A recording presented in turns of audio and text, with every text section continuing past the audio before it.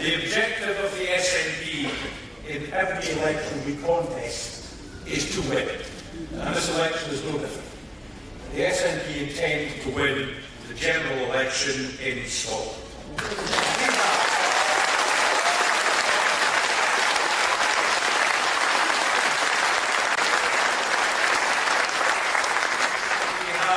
Some parties are told a full slate of candidates and highly motivated activists. We will have a manifesto which is brim full of ideas and, above all else, a real purpose which no one else shares to take our country to independence.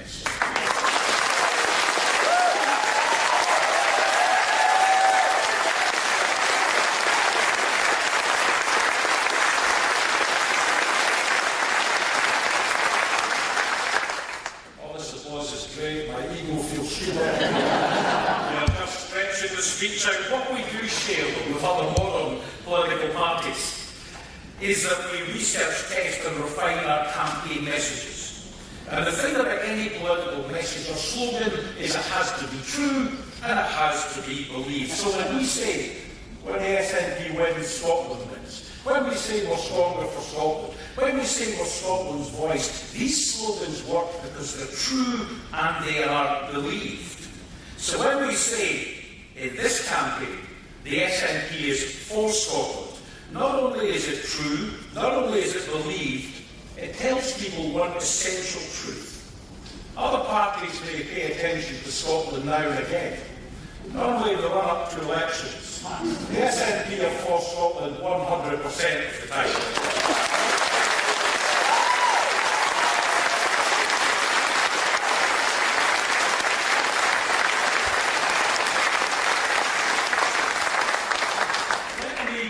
That another way.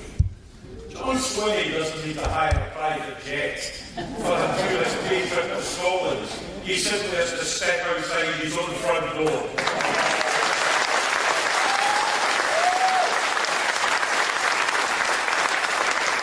So we will deploy the For Scotland message throughout the entire campaign. It will be deployed in the media, in the social media, in our campaign literature, and by our wonderful candidates, First Minister, MSPs, and above all else, our members and activists. And it is worth reminding ourselves, no matter occasionally what the media might say, not only do we remain Scotland's largest political party by a mile, we are larger than all of our opponents combined.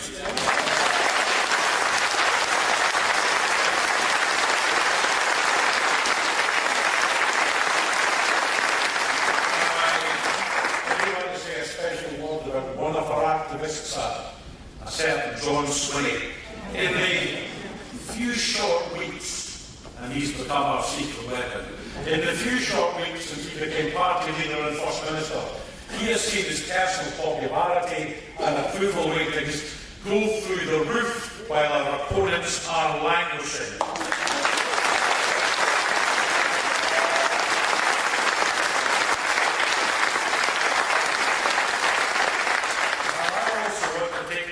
To pay tribute to all our candidates and our teams throughout Scotland. Since Rishi Sunak made his ill-fated and rather damp announcement that there would be an election, the party has hit the ground running with amazing, vibrant campaigns in every constituency, and I'll let my candidate friends into a secret and monitor your social media output. And when I see, as I do, large teams of SNP activists throughout the country knocking doors, delivering leaflets, it tells me two things.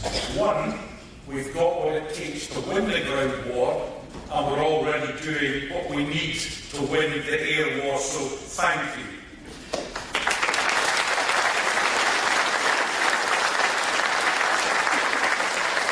This election must motivate our support in every constituency to ensure that every independent supporter knows that the SNP is not simply for Scotland but for independence, and that sitting this election out or lending your vote to another party risks setting independence back.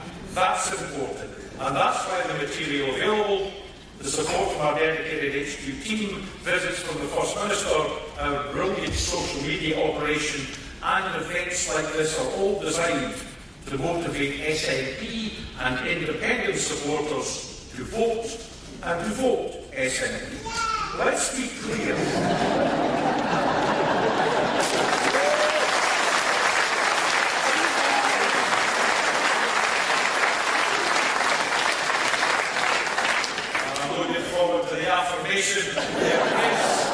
There is no credible alternative independence vote in this election.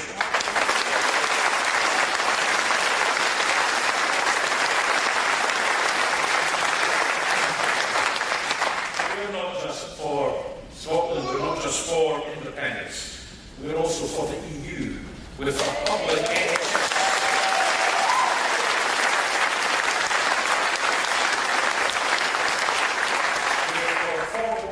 And with for all the people in every community, in every constituency in this country. And we're also for getting rid of this hopeless, hapless, useless Tory government and delivering change. But let's be blunt. Who on earth would vote for the party of Johnson and Sunak and Truss and Brexit and a hideous Rwanda policy? But we cannot risk just changing a blue rosette to a red one and hoping for the best. We need real change, and that only comes with independence.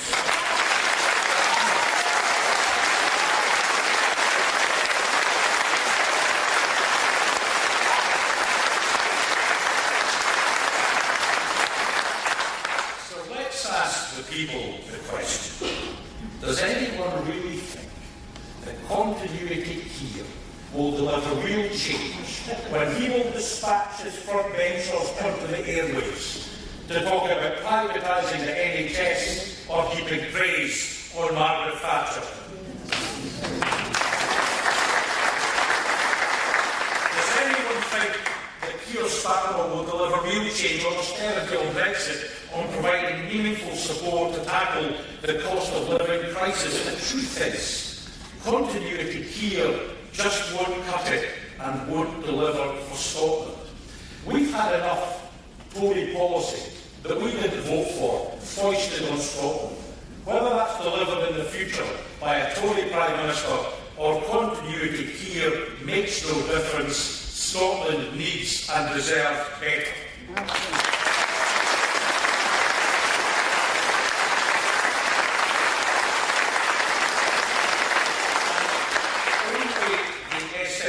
Serious about that. I think that must be obvious from the actions our MPs took in Westminster over the past 5 years. They are for Scotland. Our candidates are for Scotland. We are for Scotland.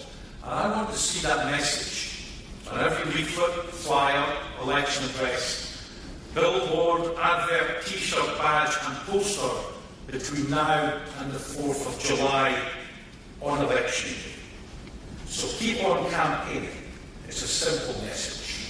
Let's win for Scotland.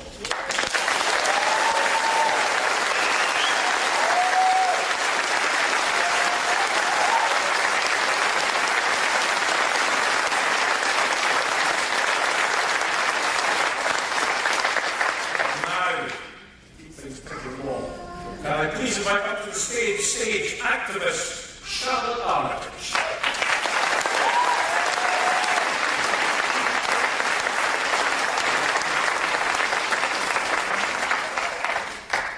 Good afternoon, friends, and welcome to Glasgow. It's fantastic to be here to get started our campaign together, and what a pleasure it is to be here alongside our talented candidates and so many dedicated activists who have been put in the graft long before Sunak called this snap election. Friends, we are all aware of the challenge that lies ahead of us in coming weeks.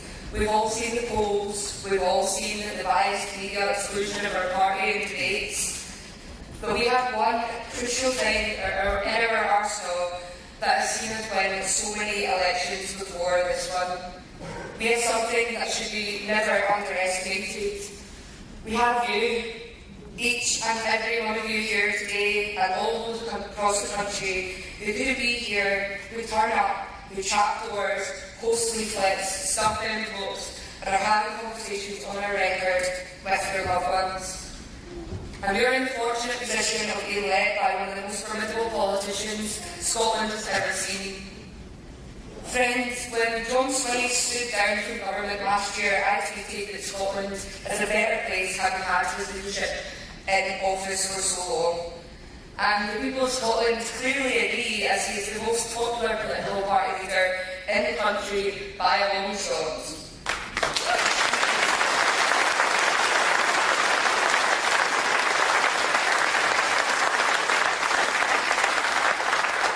In comparison, Rishi Sunak believes his party has changed the UK for the better with austerity, Brexit and the cost of living crisis. Meanwhile, Sir Keir Starmer pledges change, but so far the only real change that I can see is the transformation of factories from blue to red.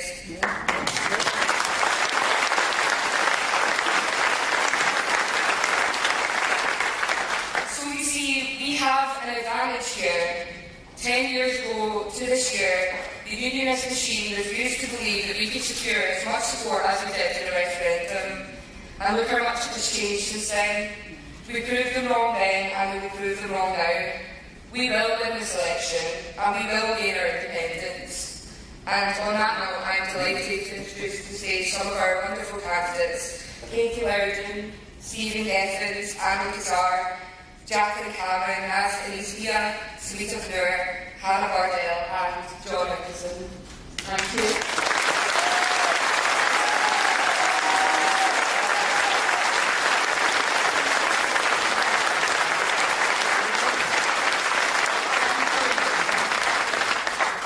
Good afternoon, friends. Katie Loudon, representing the Rutherglen constituency.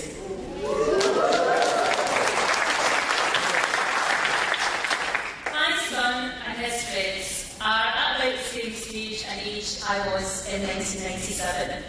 Exam time, thinking about the future, and watching on, not yet able to vote in a general election.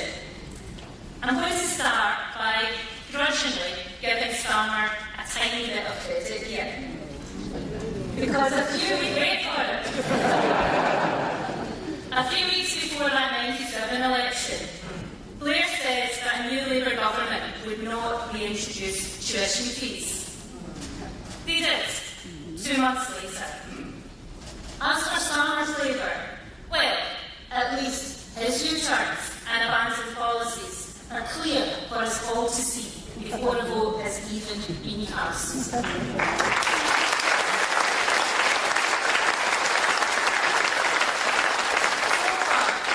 So far, we have refusing to bring an end to the abhorrent two-child cap, keeping outsourcing in an NHS, no new EU negotiations or freedom of movement, scrapping climate change investment, no more abolition of universal credit, and where's the nationalisation of public services? And I could go on.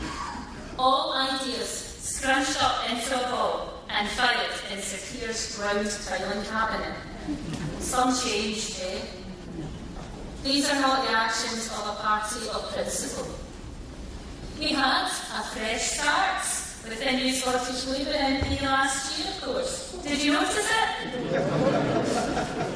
It's consisted of staying silent as Sir Keir barred Tory cuts, Brexit, and the ongoing and creeping privatisation of the NHS, failing to vote for a ceasefire in Gaza, and abstaining on devolving cost of living powers to Scotland. But it's okay, because this time Labour really mean it. Hit me, Jones. So thank goodness my children's generation now have an SNP Scottish Government who put the needs of our country first. An SNP Government who will continue to fight hard to mitigate Westminster austerity, cuts and chaos, even if that Downing Street podium gets a little nifty redesign. And here's a real promise. SNP MPs will always put Scotland's interests first. Whether that's in demanding action on the cost of living crisis, investment in our NHS, asking for more powers to the Scottish Parliament, or offering a choice over Scotland's future with independence. That's a promise all of our SNP candidates on the stage are stamping on, and it's a promise that we will keep. Thank you.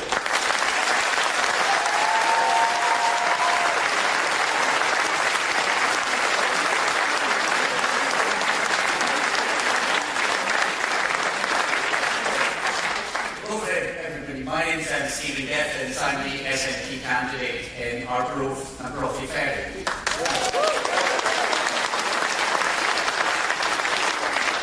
It's nice to be here with friends. Friends, I'm here to talk about the subject for the Westminster-based parties is the one that dare not speak its name. Yes, the subject of Brexit. Now, for every political generation and every parliament, what we should all aspire to do, regardless of the political party you represent, regardless of where you come from, is you can make things that little bit better for those who come after you than you yourself inherited. Nobody can claim that, given the hardest of hard Tory Brexit that's been imposed on Scotland and yes, elsewhere in the United Kingdom over these past few years. It's left us poorer, it's left us less fair, and at a time of crisis across Europe, it's left us more isolated. Now, I've no idea what's gone so right with a Tory hard Brexit that the Labour Party feel the need to embrace it. I've no idea what went right and what's made them change their minds, because let's think about a few things that people care about. It has made the cost of living crisis worse, picking up food and drink prices, impacting on the poorest in society. It's taken away opportunities from young people, opportunities that for those of us in generations that went before took for granted. That's unforgivable, that we are taking away opportunities that we were able to take for granted. It makes it less easy to take on the climate emergency. Now, across Europe, political parties, even the most extreme right-wing political parties, are now turning away from a policy of leaving the EU because the UK's decision has been so calamitous. Yet, in the UK, you have a main opposition party that has embraced the hardest of hard Brexits.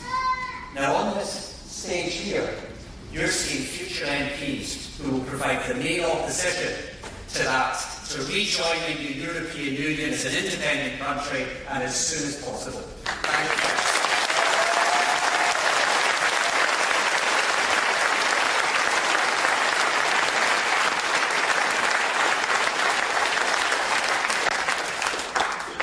Good afternoon, I'm Annie Kazar and I'm running to be re-elected as the MP for Airdrie Shores, which I've had the privilege of representing since my by-election win in May 2021.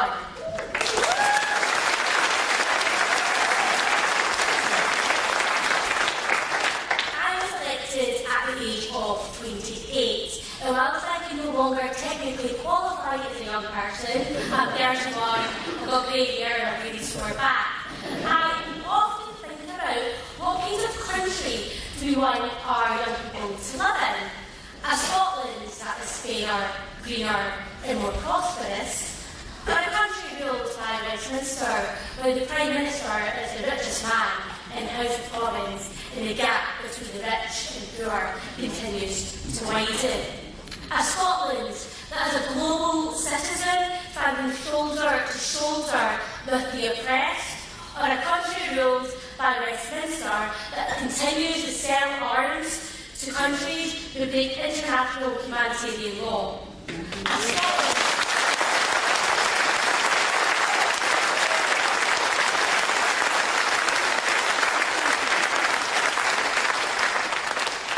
A Scotland where our wealth and natural resources are used here in Scotland to help the most vulnerable in our communities.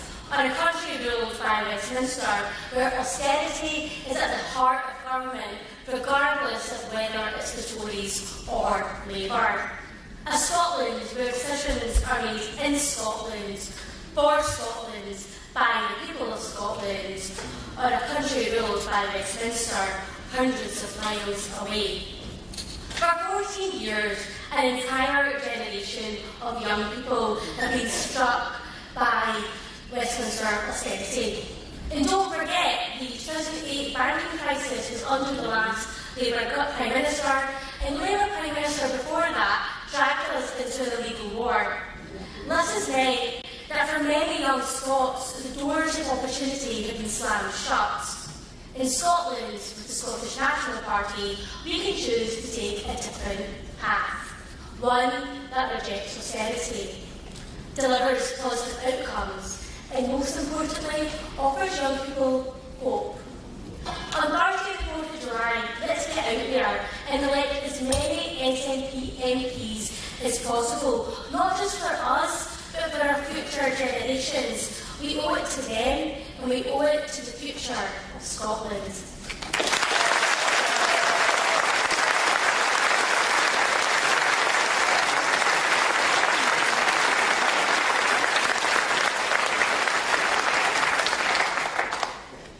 Well, hello everybody, I'm John Nicholson, and I'm standing in Alloa and Grangemouth.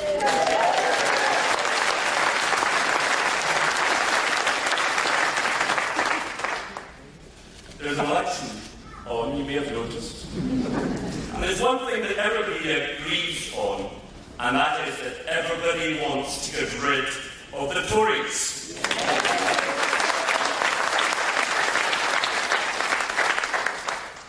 Probably including Rishi Sunak. Why else?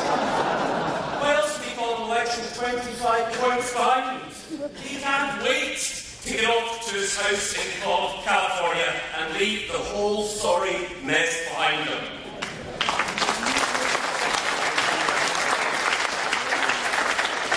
And if that means sacrificing a few hundred Tory MPs, well, so what? You never liked them much anyway. But what of Labour?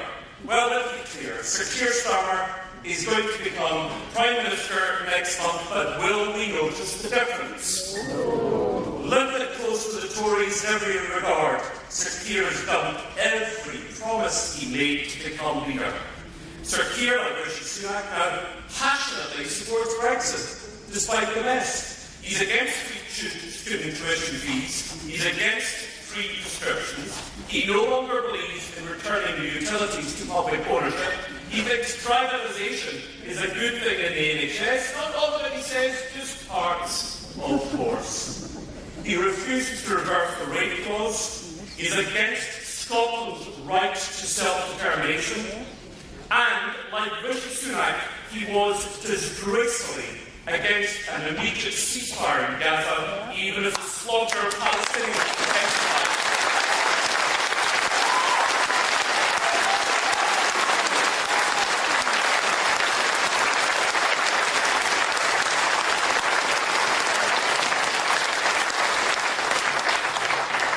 How disgraceful.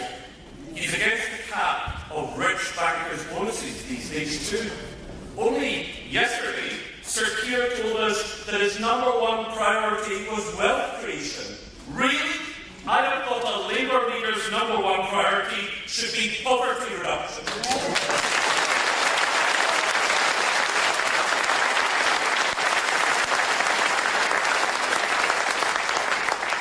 Well, he'll still be Prime Minister because England is now, like us, thoroughly scuppered with the Tories. He'll win a huge majority in England. Huge majorities lead to arrogant, distant governments. We all remember Blair and Iraq, don't we? Well, I think Scotland has had quite enough of arrogant, distant Westminster governments. Scotland hasn't altered the result of the Westminster election since 1974. We get the governments England's voters choose, and this time they're going to choose Labour. So Scotland needs to elect a strong voice for Scotland, a group of MPs whose only priority isn't what's best for Sir Keir Starmer. We need independently minded MPs who will only do what's best for Scotland. SNP MPs who will stand up to Sir Keir, the most right-wing, conservative Labour leader of my lifetime.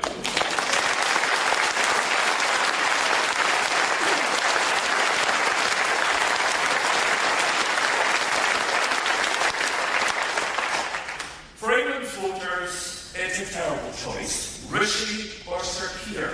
Brexit or Brexit. Privatisation or privatisation. Sewage in their rivers or more sewage in their rivers. Big bankers' bonuses or even bigger bankers' bonuses. But here in Scotland, we have a better choice. We can control our own destiny, not make do, not put up, not listen to predictions of a false Labour dawn. We can choose to make Scotland an independent country back in the heart of Europe, and we owe that to ourselves and to our future generations.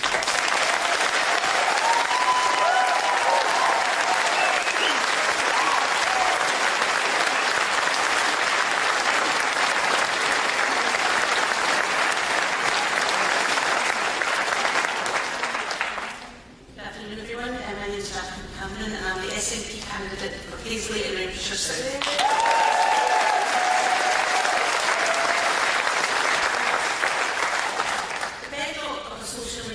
Compassionate society is how it treats its children. But right now here, with broken Brexit Britain, there are more than 4.3 million children living in poverty. Statistics won't tell the human stories behind that number. That's children sitting in schools experiencing pangs of hunger, children who don't have the proper clothes or shoes for winter weather, and children returning to old homes because their parents can't afford to heat it. That is simply unacceptable in our nation. The Child Poverty Action Group are clear that the two-child limit is a key driver of child poverty, and that is a political choice, but it's not Scotland's choice.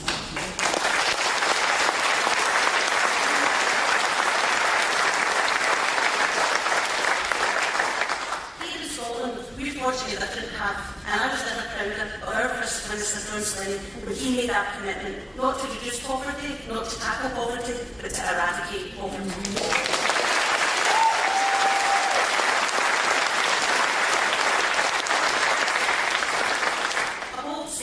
Here in Scotland, we've already made bold actions to achieve that goal. When a baby is born in Scotland, the parents receive the baby box, essential items to ensure every baby in Scotland has the best start in life. The best start gram, best start foods, policies to ensure children are healthy and nurtured in the early years of their life. The Child Poverty Action Group are also clear that Westminster welfare reform over the past 10 years has directly impacted children. That's why here in Scotland, SNP policies are mitigating that wherever we can. The Scottish Child Payment, lifting 60,000 children out of poverty. Scotland is the only nation in the UK providing this support, demonstrating that when it comes to child poverty, we are backing up our bold ambition with action, no Brexit.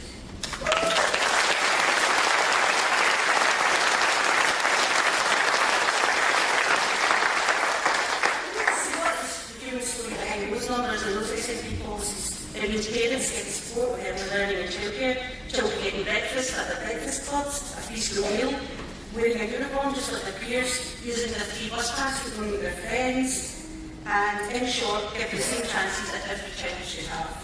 Child poverty affects a child's health, their well-being and their future chances in life. Our First Minister has made a commitment to eradicate it. And I and my fellow candidates, if we are elected, will take that message to whichever government is in Westminster and let them know that it's time for them to follow our lead, to end austerity measures and to create a society where all children thrive.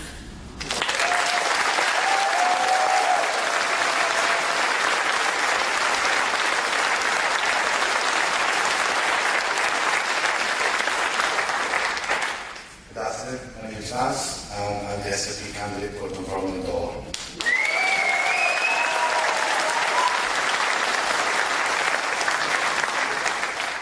All of us here today are united under the positive and just vision our First Minister John Slaney has for us here, has for our country.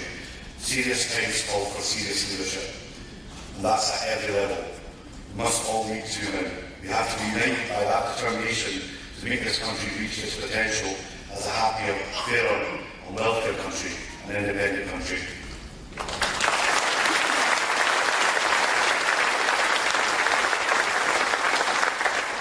that's what makes us, deep down, when we take away the titles MP, MSP, councillor, office bearer, deep down all we are as independence activists. Grassroots activism is where I come from. I wasn't always involved in campaign meetings and strategy phone calls and multiple WhatsApp groups. I was the guy who used to go away with my leaflets and get them delivered. And for me, to focus on those basics, then a lot of activism, get out, campaign, and that's where politics started for a lot of us, bringing that positive message to the people of Scotland.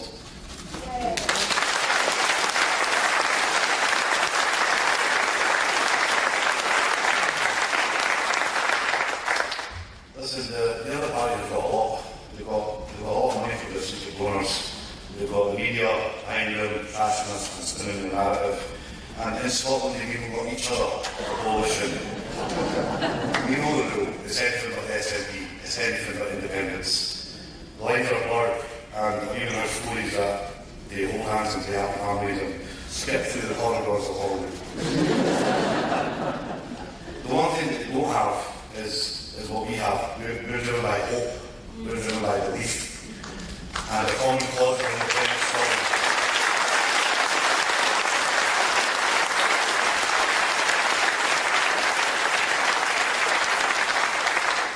So it's time to work, do what we do best, we win elections. With the SNP, we get out, we campaign, we face the public, we answer questions, we turn voters. They say the party's in trouble, they say the indie movement's dying. I don't see that. I look around the country and I see stalls, I see people campaigning morning till night, I see yellow and I see salt tires everywhere. When I look at the party, I see strength, I see resilience, I see experience, and I see winners. And all of us who stand in this election do so today because we stand on the shoulder of giants who came before us. And I think it's important to remember that people who gave everything towards that vision aren't here today. Scotland needs SNP MPs who will put Scotland first in the Westminster Parliament. They'll always put Scotland last, and that's why all of us have to do what we do. It's going to get rough, it's going to get messy, and we have to look after each other, support each other, and over the next few weeks we've got to stay strong, work hard, and listen, but we've got to throw everything at this campaign. And wherever you are on the morning of the 5th of July, whatever your count is, you walk out with the heads held high. Whatever the result, walk out together with your team, knowing that you worked for, or you fought hard for, what we believe in independent Scotland.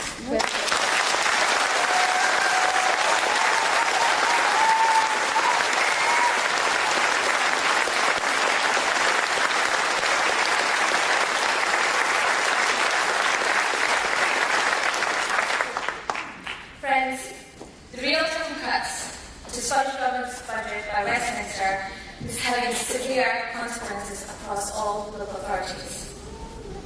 At a recent Edinburgh Council meeting, the Tory leader commented he didn't understand why they were overreaching in what he described as odd communist thinking around food poverty. And I'm going to quote him saying, "Food is much cheaper now than it's ever been." The first question I had was, where do you shop and how can I access this?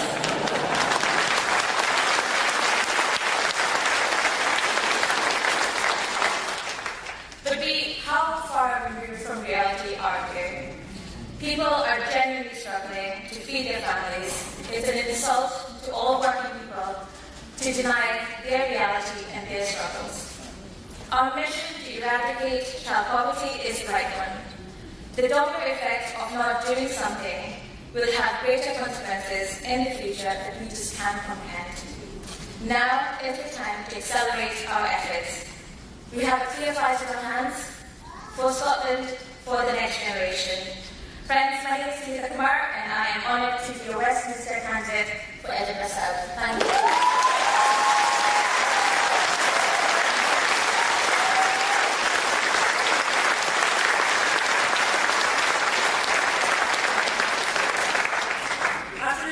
I'm proud of our daily SNP candidate for Livingston constituency.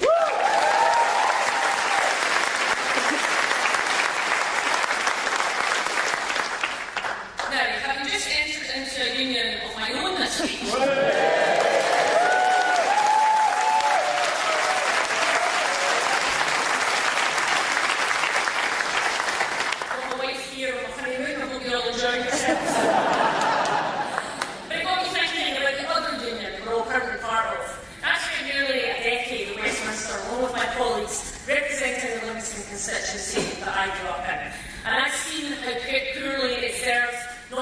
constituents, not just Scotland, but all of the nations in the UK. And I've thought a lot about the values I hold and what I could bring to this new partnership that I've just entered into.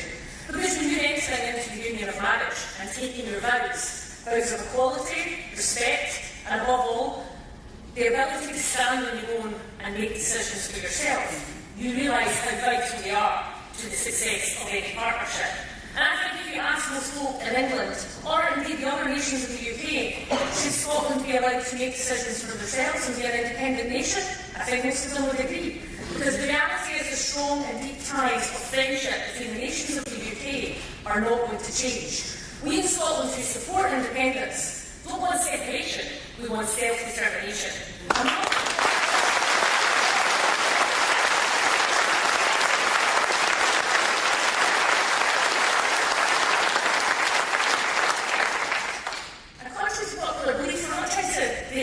We want to stand shoulder to shoulder with the other nations of these islands as equal and independent partners who can hold each other to account but can also work together, just as other European and global independent nations do.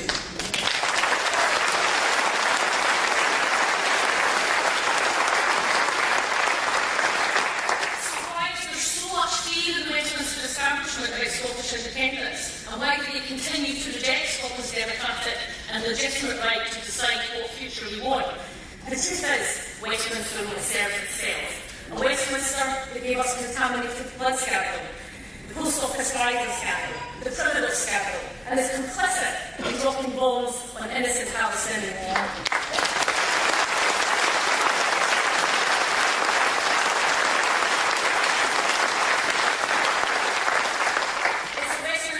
Members of Putin's inner circle amongst its lawmakers and the Lords who are unelected or can't be thrown out for bad or illegal behaviour, Lords whose unelected members increase while the number of elected MPs, particularly MPs in Scotland, decrease.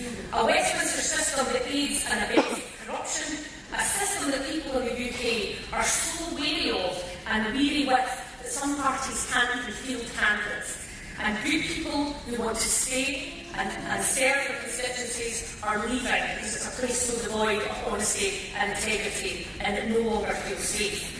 Westminster doesn't serve Scotland or anyone else. Everyone deserves Scotland. But Scotland has the clear opportunity to lead from the front, to show our near neighbours that within independence and Scotland back in Europe, a much brighter future is possible. I feel strongly that an independent nation, Scotland can be rich in energy and ideas, managing our own resources and relationships. Scotland can lead on the recalibration and the renegotiation of our position within the EU and with those other nations. In the words of the writer Arthur Herman, Scotland invented the modern world. Now it's time, as an independent nation, that we work alongside our neighbours and friends, near and far, for greater peace and prosperity, protecting our citizens from poverty and austerity, and ensuring everyone in our nation and in the nations around us can flourish and succeed.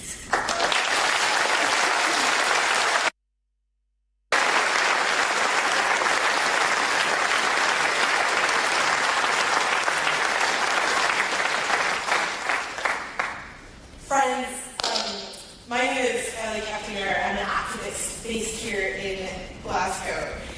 And let me tell you, it is an honour and a privilege to share the stage with this group of incredible candidates. I really feel like I'm standing in front of the Avengers, honestly.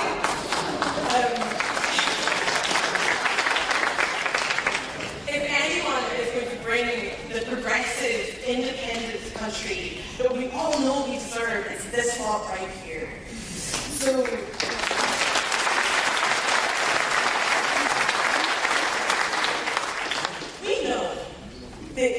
we know that young people have the capacity to make or break any election, whether it's local, general, or even at Hollywood level. But friends, we are in a crisis of disinterest today. I'm going to tell you a fun fact. In 2019, young people under the age of 25 and I've not even got there yet. Less than 50% of the young people in the under the age of 25 turned out to vote. I'm going to say that again.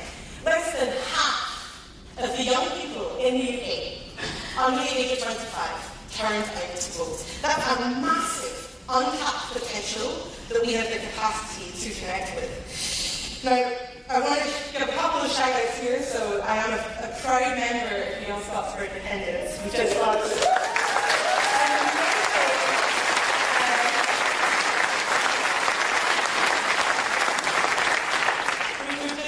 an incredible TikTok campaign that's going really well. I also, so shout out to the team over there, I also partner with Sadie Matthews at the front here to run Hot Girl Politics, which is another TikTok account where we bring the sexy back into politics. Not that I ever left, of course, if you're listening to me, I'm joking. But I really want to shout out the digital team that we've got here, as well within the party HQ. At the end of the day, we are experts at what we do. We have been in government in Scotland for 17 years, and when you think about what we have achieved in that time, free bus passes for under 22s, free tuition for those who aspire to go to university, finding another country in the world who guarantees that for their young people. We've lifted 100,000 children out of poverty, and we have a responsibility to our generation to communicate those achievements to that untapped potential that lies before us. So, friends, with that incredible experience, I want to introduce another one of our party's heavyweights. He is a popular guy down in Westminster. He's done incredible things to, again, protect our country's interests. Everyone, please give a warm welcome to Stevenson.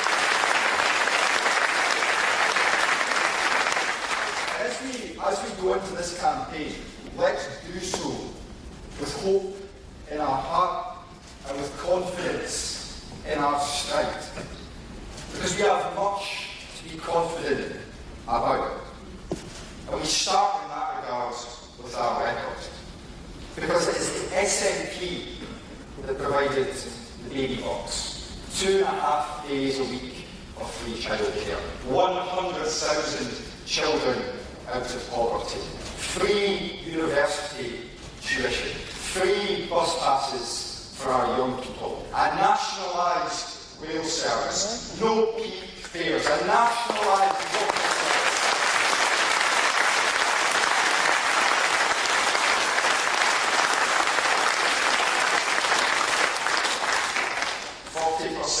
More new houses than in England, 70% more new houses than in Wales, and not a single day lost to strikes in our NHS.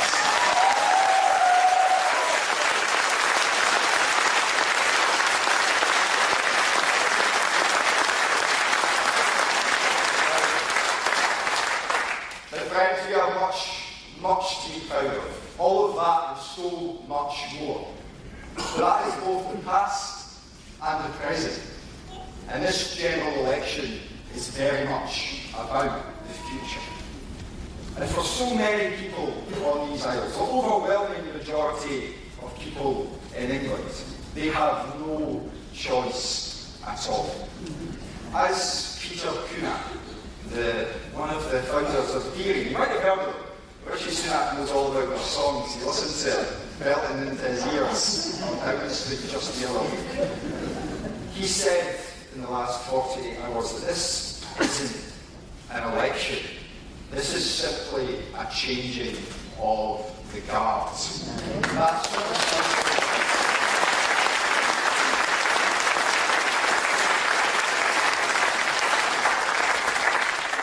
because what we have in Westminster is a status quo. It's a desire, as Keir Starmer says, for stability.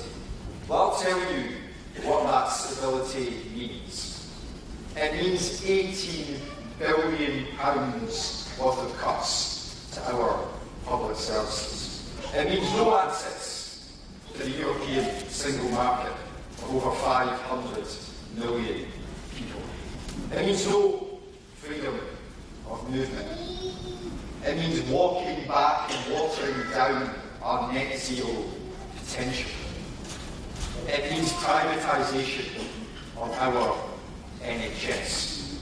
It means denying the people of Scotland their right to democratically choose their own future. Friends, we deserve so much more. Scotland deserves so much more. And that is why all of us on this stage, and all of you in this room, are for Scotland. It's why we always put Scotland's interests first. Because those aren't just slogans. Those are what we believe. And that's important because we believe in better. We believe in a nation where we can invest in our future. Invest in our schools, in our transport, in our health service. We believe in a future that keeps that health service free at the point of use and free from private hands. We believe in a future where our young people can travel freely across the European Union, and people who live in the European Union can travel freely to Scotland.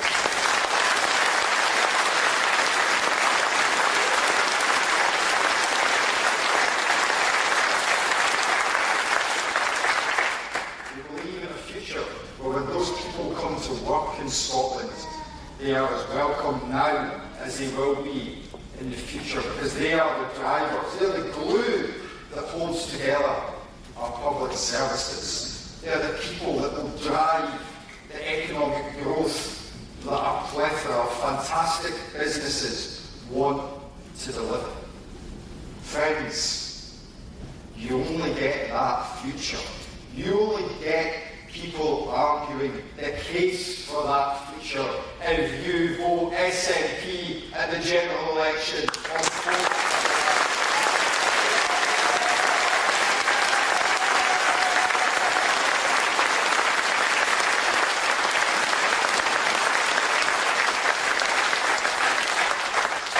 And friends, there's one other thing which is of incredible importance to me, given my status as the candidate for Aberdeen South in this election, and that, of course, is energy. Because for decades, Westminster has squandered Scotland's energy potential.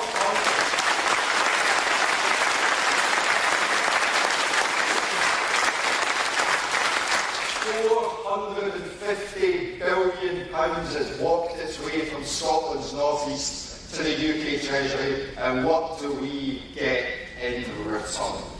Well, let's not allow that to happen again. Let's make sure that our energy potential is in Scotland's hands. Let's not allow the Labour Party to walk away from their £28 billion commitment. Let's force them to stick to it. Let's not allow Scotland's offshore wind potential to be ruined. Let's make sure it delivers, not just for business, but for communities, for households and their bills. Let's make sure that we develop and create tens of thousands of jobs to power Scotland's economy for the future. Let's not allow the Labour Party to scrap 100,000 jobs in Scotland at this general election. The prize friends, the prize is far too big to simply give away to the Westminster parties. Friends, the importance of voting SNP in the general election on Independence Day is all too clear to all of us. Now, I joined the Scottish National Party. I didn't do so because it was easy. I didn't do so because someone told me Scotland will be independent tomorrow. I did so because I believe in something. I believe in better. And you know, the only way that all of us in this room can predict the future is to create it. And the only way we can create it is by working together and making sure that the SNP wins. Because when the SNP wins, Scotland wins.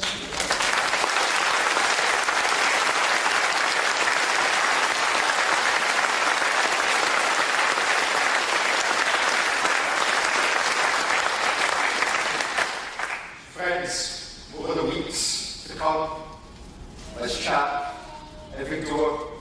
Let's speak to as many people as we possibly can. And let's make sure that everyone right across the length and breadth of our nation knows that we are for Scotland. We will always put Scotland first. And friends, let's win together.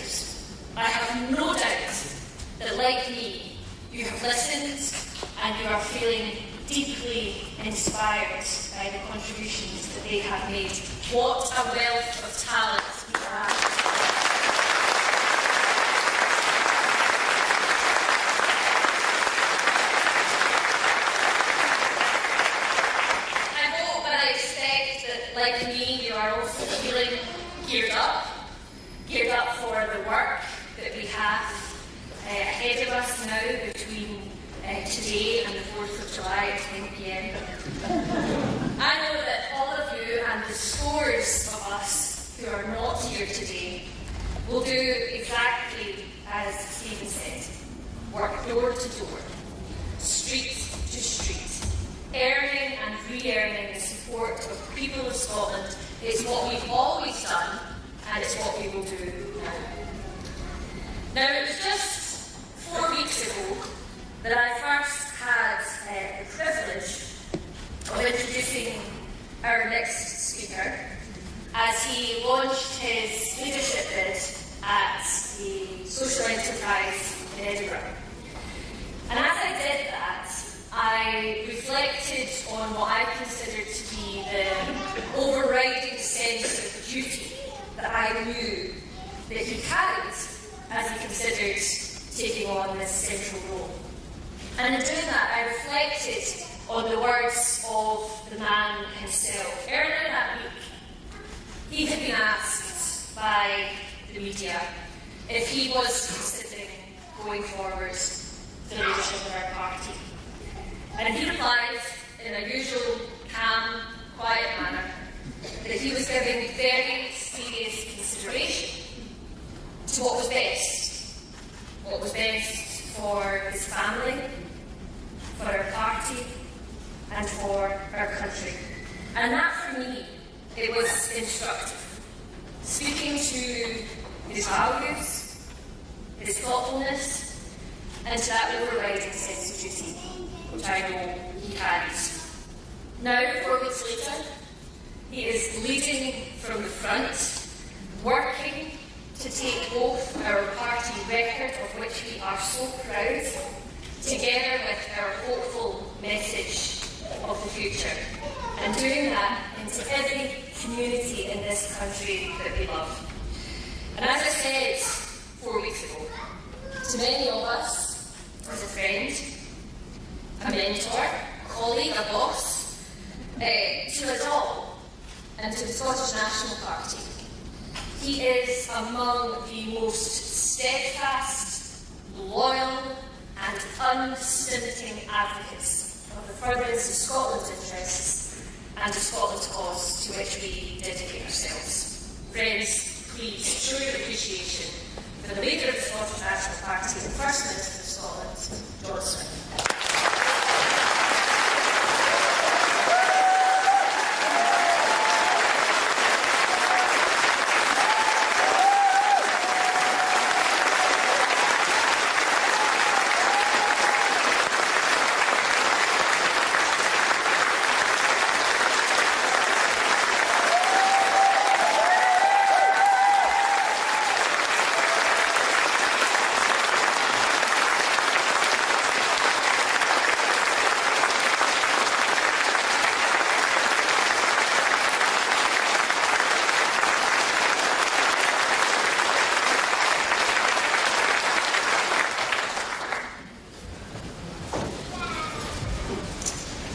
Thank you very much, Mary.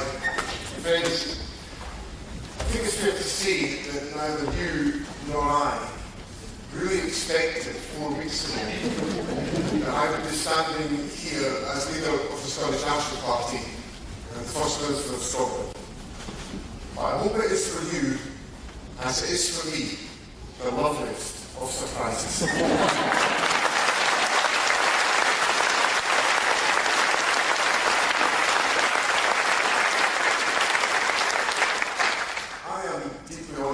Leading our party and serving Scotland as First Minister. That was enough of a surprise. In truth, I didn't really expect that I would be leading the SNP into an election campaign within 2 weeks of becoming party leader. But here we are, and we are ready to make the case for Scotland.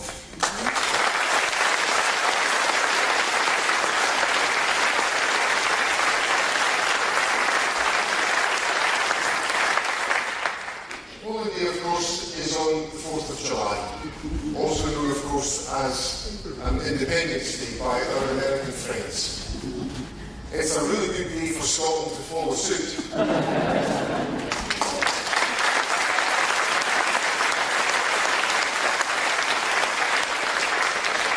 In these next few weeks, we need to set out our case to the people of Scotland with energy, optimism and hope. And it's the people of Scotland that I want to speak to directly today as we set out our message. To set out why voting SNP will lead to a better country and a better future for you and your family. And for the people in this room and the wider SNP, it will then be up to you to take our positive, hopeful vision of how we can build a better Scotland for every community in our country. You are the greatest asset any party could have. Indeed, you are this party. So I need you to get out there and campaign like never before. And knowing you like I do, I know that you are up for this. This election is the biggest challenge the SNP has had for years. That may feel daunting, but it's a good thing. The voters are right to remind us never to take anything for granted.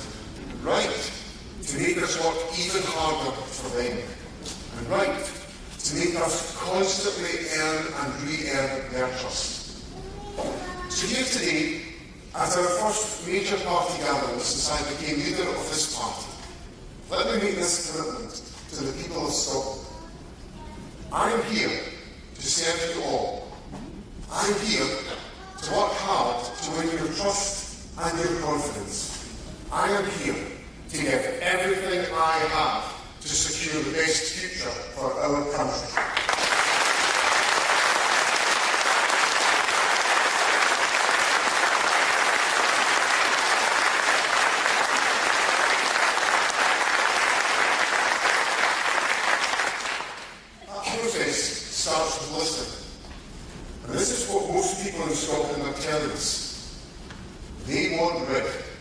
of this disastrous, chaotic Tory government.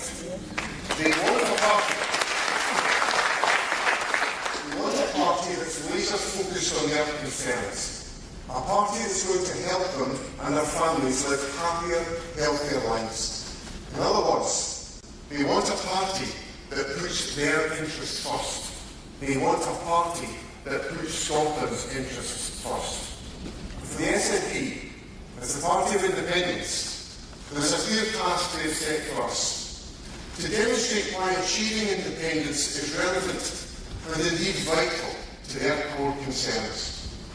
So let me teach each of those in turn. Removing the Tory government, putting Scotland's interests first, and winning the decision-making powers that come with independence. Firstly,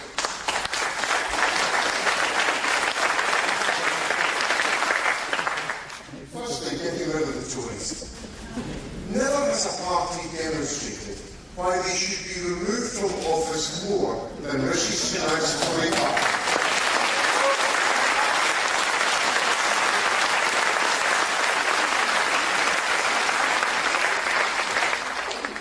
The latest squeeze in a desperate struggle for survival is to bring back national service.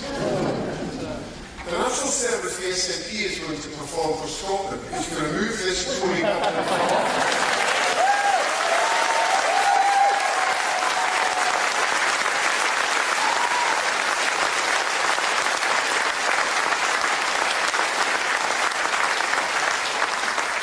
In Scotland, the SNP is the challenger in every single Tory-held seat. So the electoral maths is clear. If you want Rishi Sunak out of Downing Street, vote for the Scottish National Party. To put it bluntly, across the UK, the Tories are on course for a huge defeat, a whiteout. Voters in England are going to send them packing. That is not in doubt. And that begs the question, what kind of change, if any, is that going to mean at Westminster? Now, I'm not saying that Labour are exactly the same as the Tories. They're not. But they are giving an awfully good impression of them.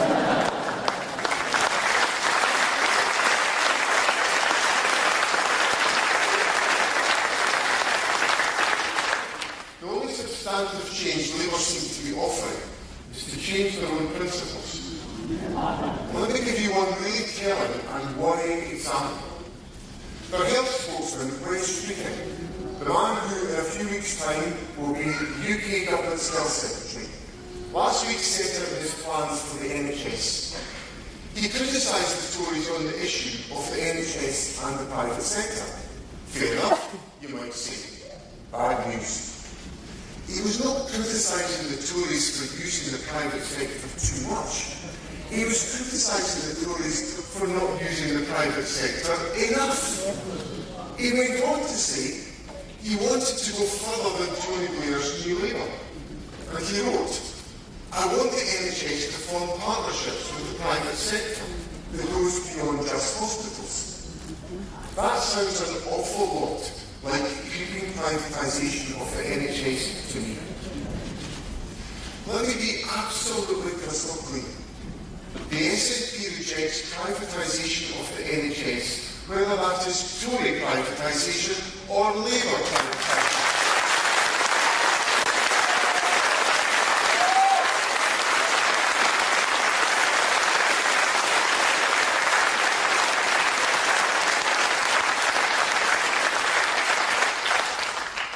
And this is why it matters to Scotland.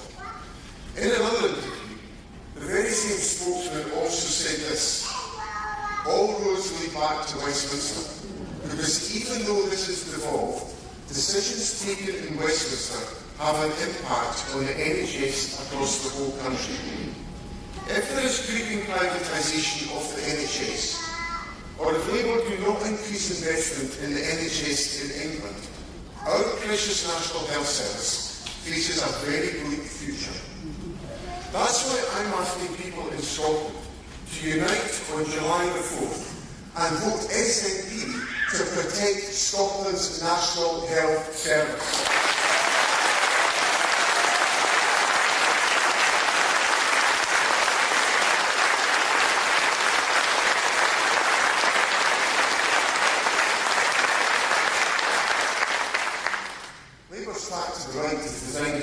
folks in England. They don't seem to care too much about Scotland, though. They think Scotland's in the bag. What other explanation could there be to allow them to select a candidate who said this about criminal people smugglers? And I quote, "Why don't you send the smuggler gangs and put them on the barge that has been set aside for asylum seekers and ship the barge up to the north of Scotland? Who cares?" Well, I'll tell you who cares. The SNP cares. That's who cares.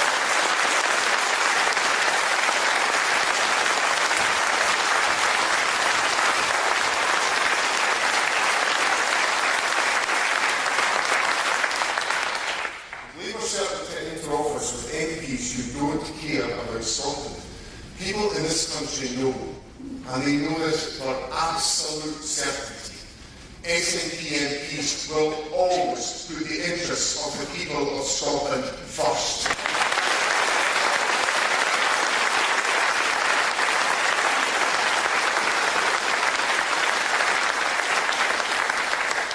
So let me now say what putting Scotland's interests first actually means.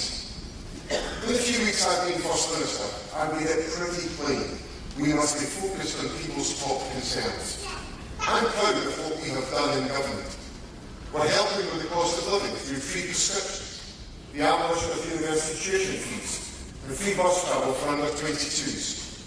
In our NHS, Scotland has the best performing core A&E units in the United Kingdom for 9 years.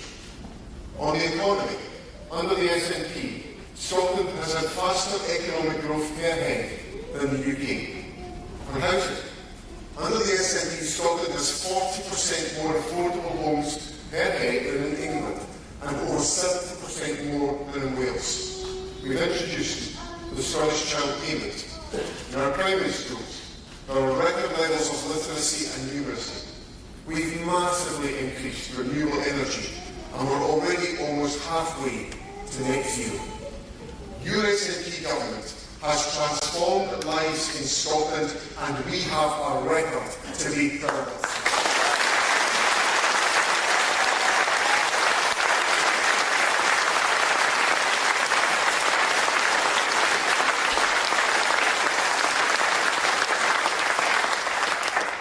So yes, we have been working hard, but I'll be the first to recognise we've got to do more to re-earn trust. That means more action. That's the task I've set my government. To help more with the cost of living, we're extending all-day off-peak rail fares. In the health service, we're investing £300 million over the next 3 years to drive down waiting times. Through our social security powers, we're keeping an estimated 100,000 children in Scotland out of poverty. And as junior doctors in England call another strike, Scotland is the only part of the United Kingdom to avoid NHS strike action by investing in pay deals for staff.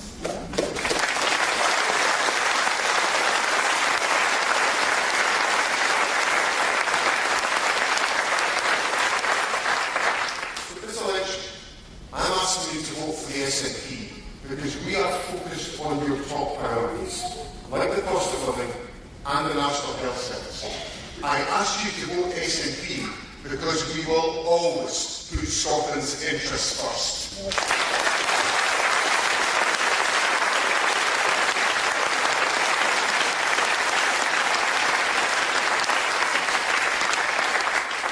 That brings me to independence. People want us to demonstrate the relevance of independence to their lives. If we don't, then we're not likely to get much of a hearing in the midst of a cost of living crisis, and to be frank, nor would we deserve to.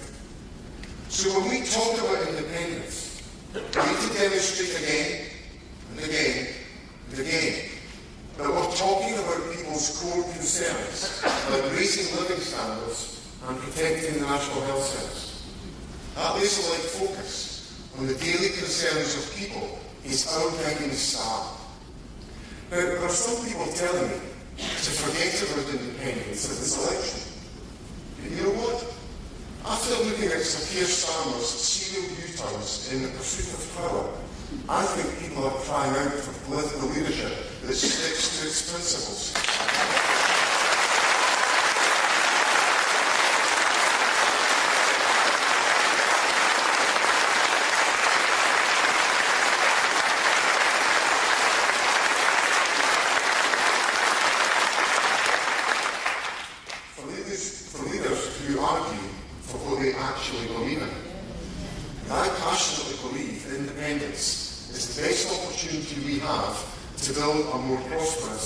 fairer country. My belief, of course, is not nearly enough. People are rightly looking for evidence that independence will push living standards, protect the NHS, help us to build more houses and tackle the climate emergency. So here is the evidence. Westminster decision-making has meant austerity, Brexit, and a cost of living crisis being imposed on Scotland. Austerity from the Conservative government has been a curse that is inflicting significant damage on the NHS, on housing, and on other public services. Brexit alone, product of Westminster decision-making, has wiped billions from the Scottish economy compared to EU membership, and it's pushed up food, mortgages and other household costs. Now, Labour knows all of this. Sir Keir Starmer is an intelligent man. He knows this is the effect of austerity and Brexit.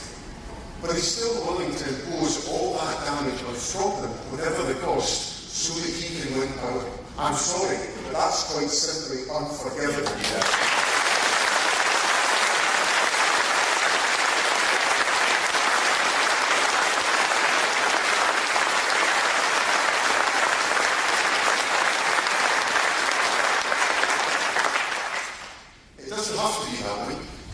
I've set out the benefits of taking decisions in Scotland for Scotland with the current powers of the Scottish Parliament. If we look at independent European countries similar to Scotland, like Denmark, Norway and Ireland with full powers, we can see what is possible. Those countries are wealthier than the UK. They are fairer with greater equality. They have higher productivity and lower poverty. With all Scotland's resources, all our incredible renewables potential, all our brilliant universities, our industries, and above all, our people with all their talents, then why not Scotland?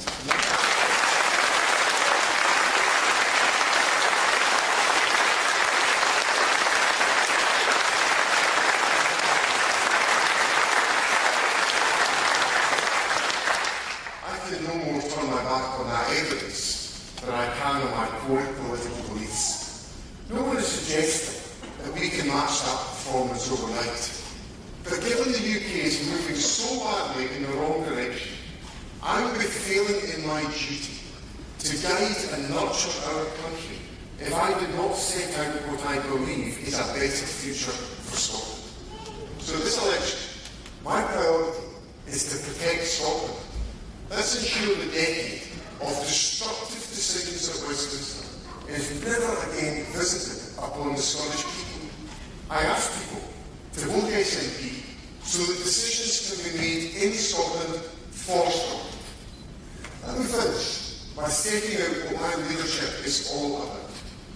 I believe in bringing people together. 3 weeks in, I've already done that in this wonderful party election.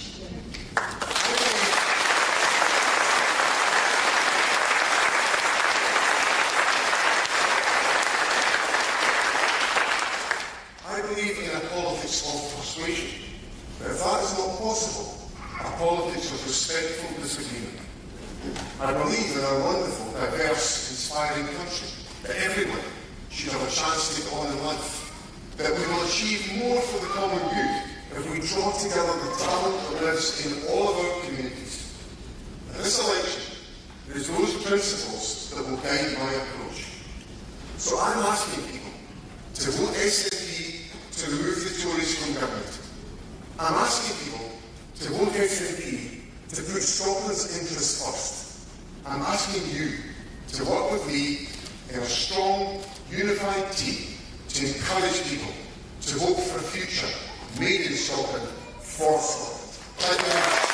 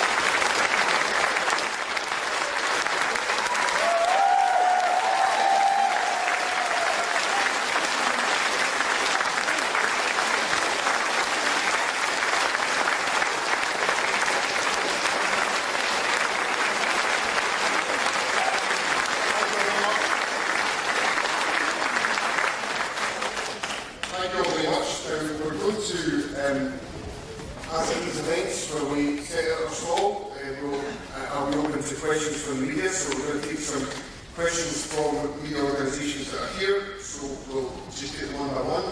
And given the lights here, I'm not sure where the media are, but I shall read out the names I've got in front of me. So first of all, James Cook from BBC Network. Thanks very much, First Minister. The answer is you put us right at the back. I'm over here. You've said that leaving a 50-year-old union with the EU has wiped billions from the economy. Why would leaving a 300-year-old union with England not be even worse?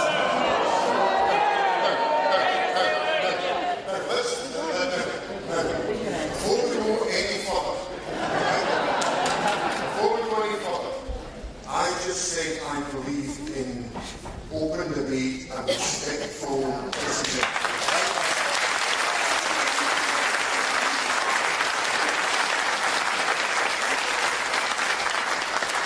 So for this bit of the gathering, no questions are to be applauded or heckled, and none of my answers are to be applauded.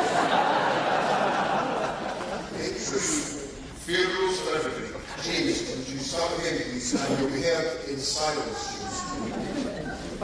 James. Okay, that's kind of you, First Minister.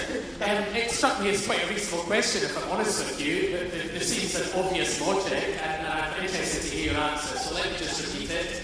You said that leaving a 50-year-old union with the EU has wiped billions from the economy. Why would leaving a 300-year-old union with England not be worse? The answer is that what independence enables us to do is to take decisions that are important and relevant to enhancing the lives of people in Scotland. And part of that involves taking sensible decisions about how you cooperate with your neighbours. So if I make the comparison with Brexit, I can't speak to a company in Scotland today that tells me the trading arrangements between the United Kingdom and Brexit have been enhanced by the negotiations that have been undertaken. They have in fact been damaged. So it's not actually the process of taking that decision to establish Scotland as an independent country, it's the decisions you take as a consequence. And if you're interested in having an outward-facing economy that trades with your neighbours effectively and openly, that seeks cooperation and collaboration with your neighbours, as countless European countries do already. The European Union trades freely and happily, and there's all sorts of cooperation over the many borders that exist between individual European countries. I can see why that opportunity does not exist for an independent Scotland in relation to our next nearest neighbour, which should be England, and then also the trading partners of the European Union with whom we would want to be associated and linked as a full member of the European Union. So that's the difference. Right, Phil Simmons, BBC Scotland. I would prefer to speak about the principles of independence rather than the process, but your party's been at front and centre in successful election campaigns and won a lot of seats, but have been closer to actually delivering. So I'm just wondering what is different this time, how can you actually move things closer? Well, I think the whole thing comes down to what's the outcome and what's the result of the election. To what extent do people in Scotland empower the Scottish National Party to deliver independence? And because that's essential in forcing democratic decision-making within the United Kingdom. And currently, we have an impasse. We've got a United Kingdom government that is sitting impervious to the democratic wishes and aspirations of the people of Scotland. And I don't think that's sustainable in a democracy, that should be enabled. So the United Kingdom government is the government that's got the problem here, because they're acting in an anti-democratic fashion. And the people of Scotland can take that posturing out of the hands of the UK government by empowering the Scottish National Party and empowering the people of Scotland to make progress on the agenda for independence. We'll come to Sky now. Darren McCaffrey. Yeah, good afternoon, John. I'm over here. Today, the SNP accused Keir Starmer of directly harming Scotland with his pledge to reduce migration. But surely, as the Scottish National Party, you would agree with the sentiment that businesses should put the priority of hiring Scots first, that Scots should be front of the queue when it comes to sort of jobs here in Scotland.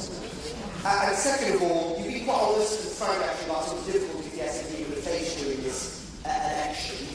But what does winning look like for the SNP in this election? Are you, as Stuart Hosey suggested, going to be the largest political party by a country mile still on July 4th? Thanks, David. On the first question about migration, one of the other things that comes up in all my conversations with business is that they are short of people. So, the unemployment data in Scotland today is very, very low. It's been low for some considerable number of years. We are in a situation where businesses are struggling to find employees to fill the vacancies that they have got. We have in our country a significant issue, I've been very open about this with Parliament, about handling reducing the number of delayed discharges in our hospitals. But of course, to do that, you need to have enough people providing social care packages in the community, and we're short of social care workers in our community. We lost tens of thousands of these good people when Brexit came along and they all went back to their own countries and their own homes. They were helping us out here in the Scottish economy. So the biggest economic threat to Scotland is the current hostility towards migration that we have in the United Kingdom. That is absolutely...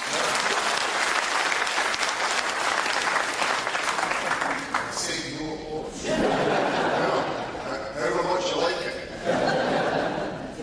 We're going to pause at the end. But, so, the migration issue is and if you look at any analysis about economic growth and economic opportunity, population growth is one of the most significant drivers of economic growth. All economic analysis says that.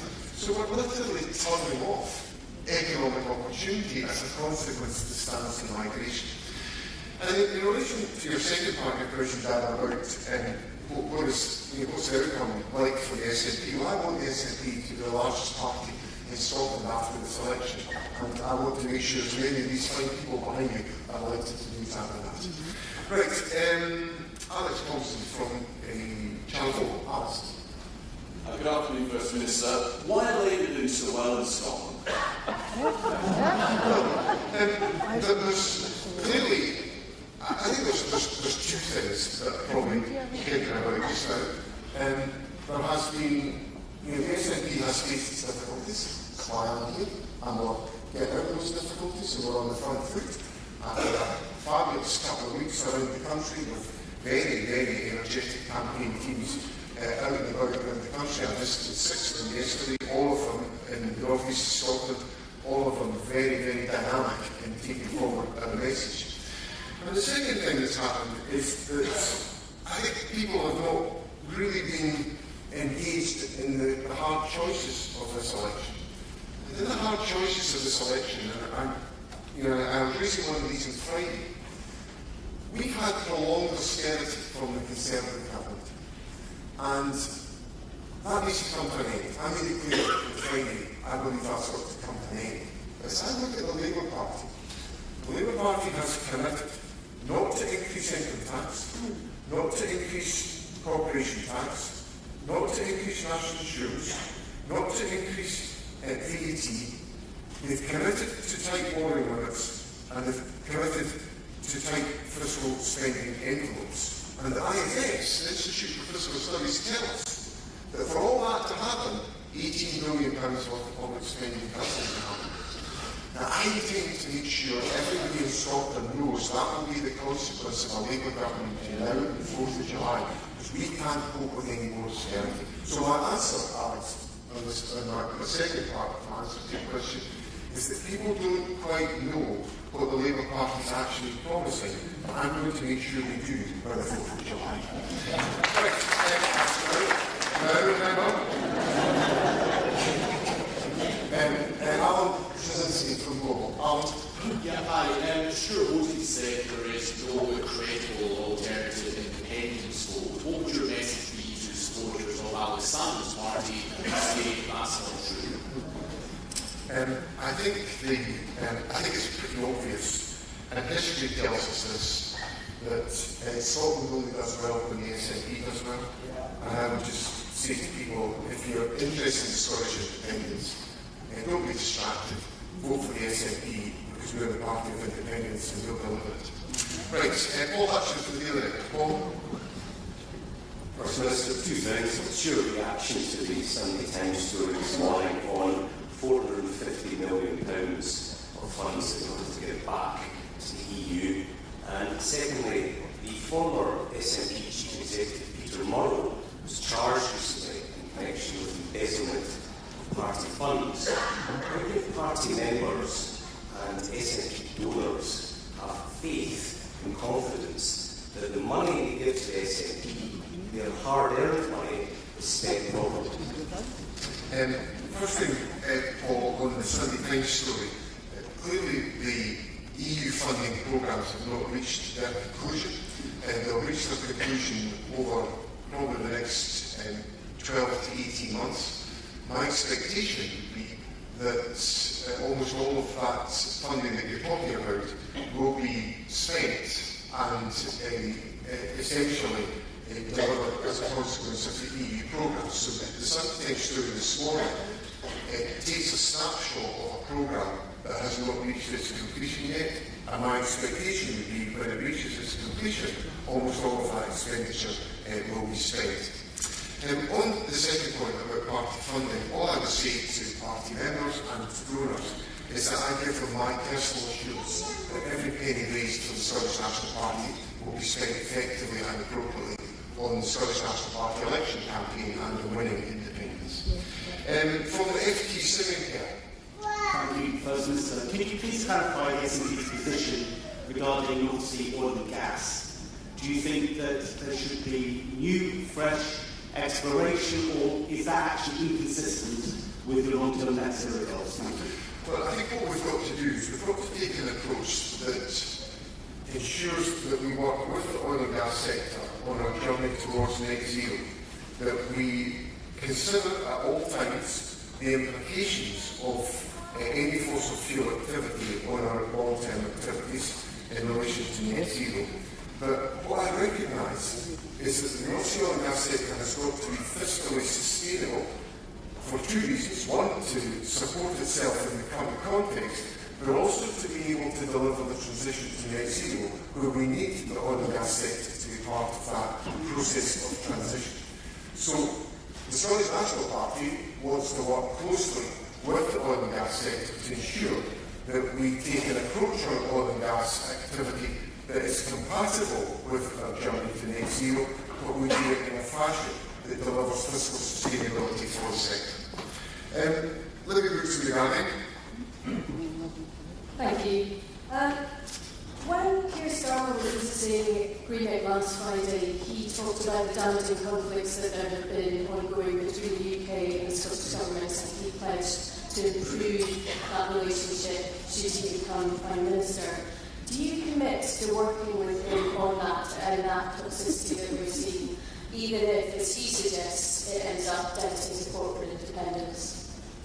Well, I've been engaged in intergovernmental relations with the UK government for many years, and I've had many occasions where that has been successful and constructive, and many where it's been difficult and we've not been able to get agreement. But for most of the time, that's been a reasonably respectful environment. I would actually say that my experience of the Brown government, the Cameron and the Clegg government, the following Cameron government and the Theresa May governments were generally on issues that affected people's lives pretty constructive.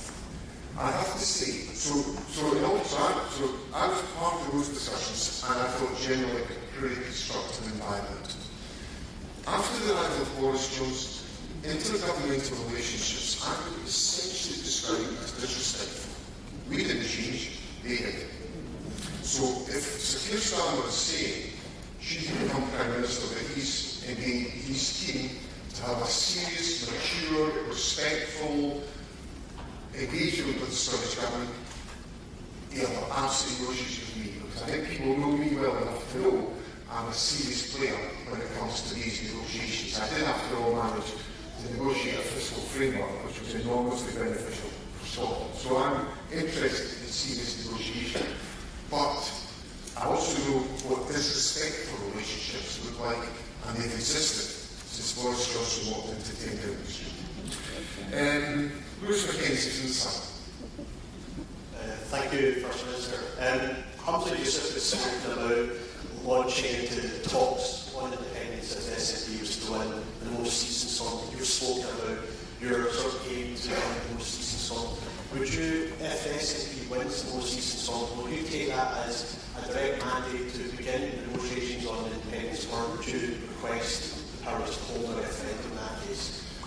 Well, I'd always want to have the powers to hold a referendum, Lewis, because I recognise that the referendum route is the most authoritative, definitive route for the people of Scotland to be asked that question. I think it was well established in 2014, so that's what I would want to ensure is the case.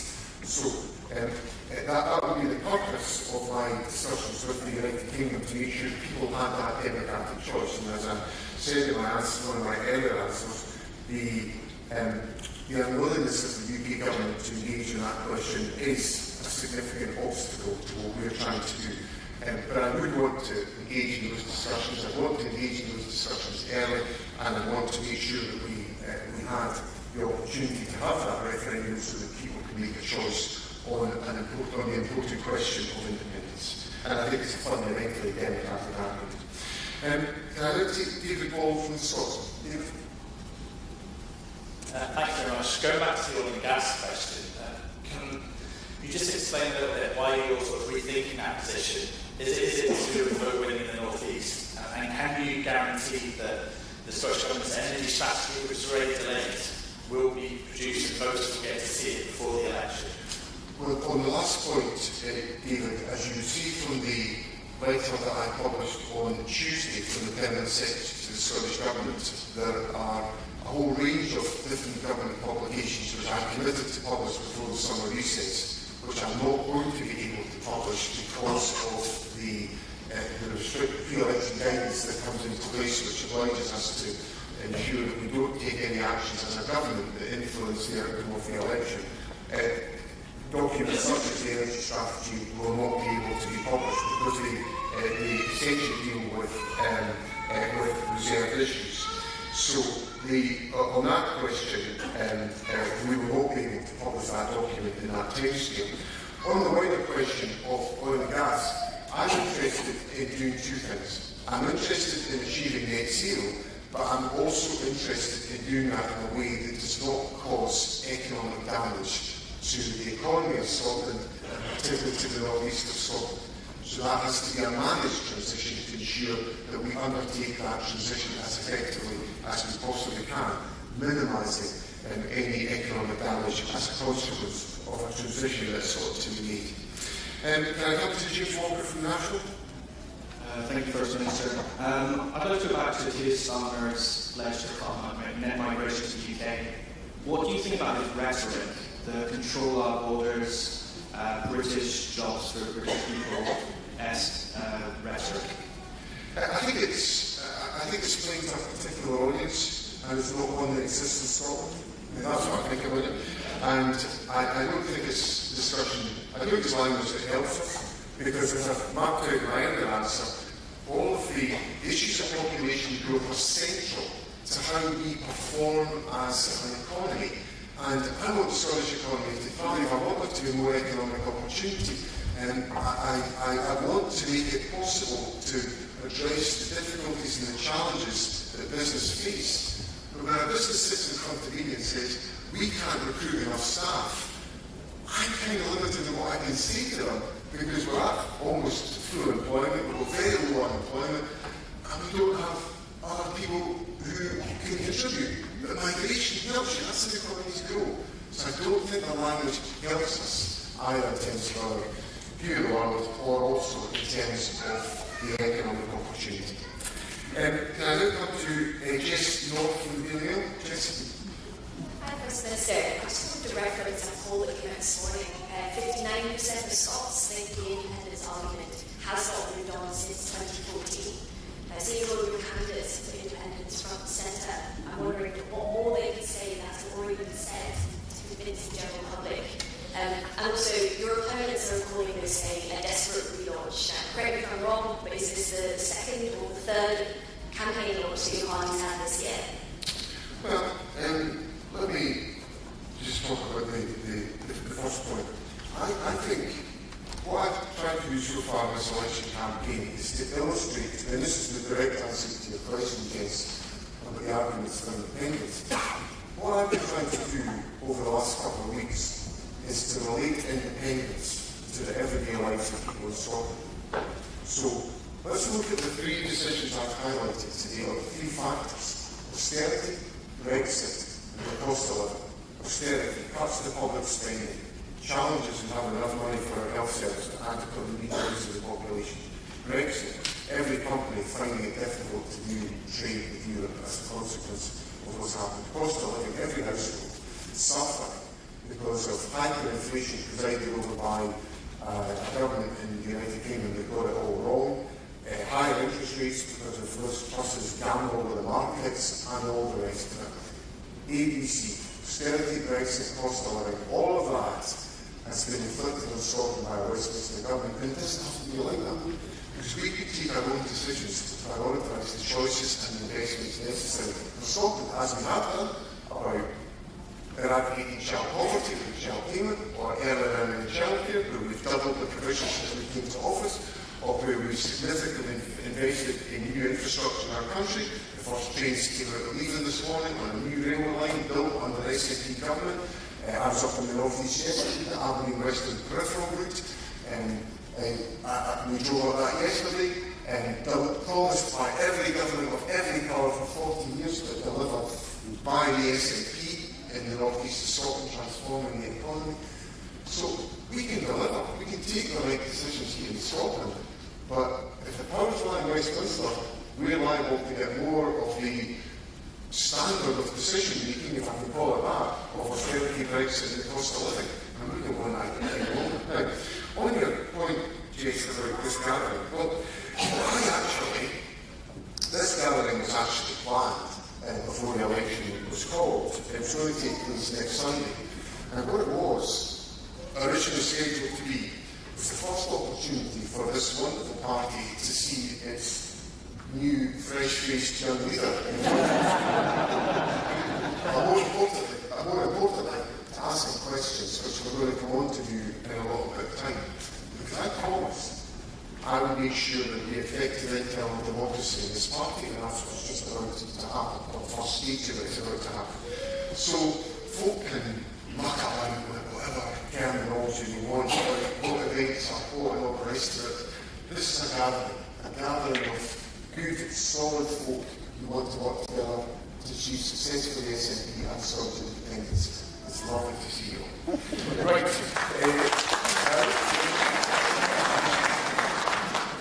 Dan Thomas, from Telegraph. Thank you, First Minister. Don't you have a bit of a cheat to tell people to vote SNP to protect the NHS? So just a few days ago we found out that waitlist spiraled to a record high. And also those 690,000 people that are on waiting lists, why wouldn't they welcome more private sector investment if it then actually gets you quicker? Thank you. Well, see, I suppose the question, Dan, is answered by the way you speak it. Because it all goes back to London. It's all about, so let's look at all this, right? We've passed on all the band of consequences to the health service in Scotland that have come to us from the UK government. We've also, various ministers in the Cabinet and the government, taken decisions over a number of years to ask people in Scotland, higher earners, to pay slightly more taxation than they would pay if they were in the rest of the United Kingdom. And that's resulted in us now having £1.5 billion per annum more to spend on public services in Scotland, which a large proportion of which is going into the National Health Service. So we're actually taking the hard decisions to expand health expenditure because we recognise it's necessary. We're passing on all that's coming to us from the Westminster Government, but it's not addressing the needs of people because of austerity. So, to me, that's the answer to your question, Dan. It's all about recognising that austerity is now punishing us, and it's a programme that's been inflicted on Scotland by the United Kingdom Government. And we've got to bring that to an end. And I fear, from all that I'm hearing from the Labour Party, is that austerity will not just be continued, the Labour Party is going to put austerity on steroids. And that's damaging for Scotland. Right, the last question is from Lucy Dunn from Spectator. Lucy. One quick question. Is ethical surgeon not help our engines to the election campaign? Well, I very much welcome Rinna's participation in the election campaign. She was out with Anne McLaughlin in Glasgow North East yesterday, and I know from the feedback I've had, she got a great welcome from members of the public, and it's a campaigner's welcome in the Scottish National Campaign. But can I bring the question to an end here? Thank you all very much for your courtesy towards journalists. It's what we should deploy at all times. Thank you very much for your attendance in the formal part. We're going to have a bit of a Q&A when we've got a chance to speak to each other face to face. So thank you all very much, and thank you to the media for coming along today. Thank you very much.